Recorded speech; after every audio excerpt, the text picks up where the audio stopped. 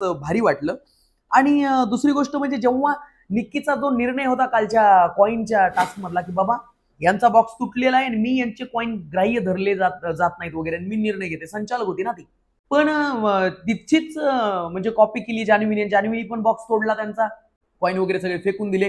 आता कॉईन कोणत्याच घराला भेटले होते. फर्स्ट राऊंड मोकळाच गेला.